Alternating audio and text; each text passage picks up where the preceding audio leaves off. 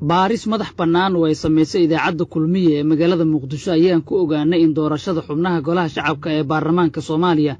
qaabka ay ku socoto aysan waafaqsanayn dhammaan habraacyadii lagu heshiiyey ee doorashooyinka dalka.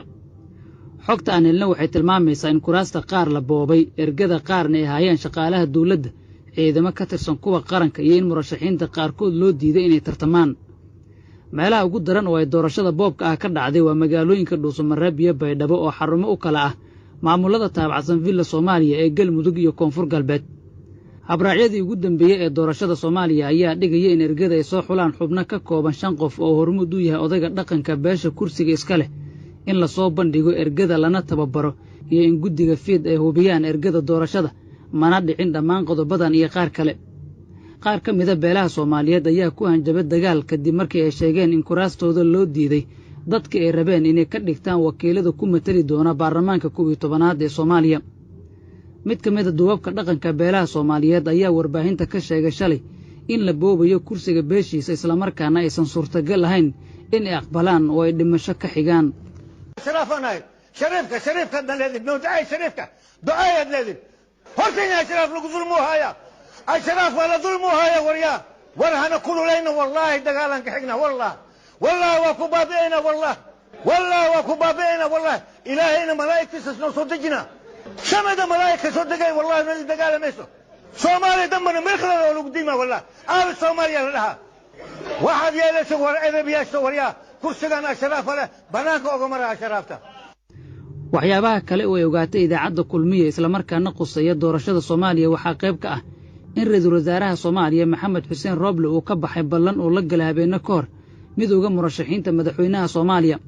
taasoo ka koobnayd 3 qodob oo kala ah in Muqdisho lagu qabto kulan ay u dhaniyeen golaha wadatashiga qaran, bulshada rayidka iyo siyaasiyiinta mucaaradka ah loogana hadlo boobka doorashada Soomaaliya, in la hakiyo doorashada ilaa laga saxo qaladaadka jira iyo in lagu laabto kuraasta qaar ee la boobay.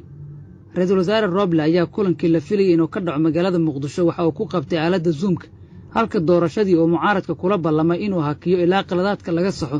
uu amray in maamul goboleedyada dhiman ay bilaabaan lana sii wado tan ka socota magaalooyinka qaar. hogaamiyaha xisbiga wadajir Cabdiraxmaan Cabdishakuur Warsame ayaa sheegay inay qaadi doonaan tallaabooyin dalka looga badbaadinayo boobka doorashada Soomaaliya, kuwaas oo qayb ka ahaa war-saxaafadeedkii xalay ka soo baxay midowga murashaxiinta.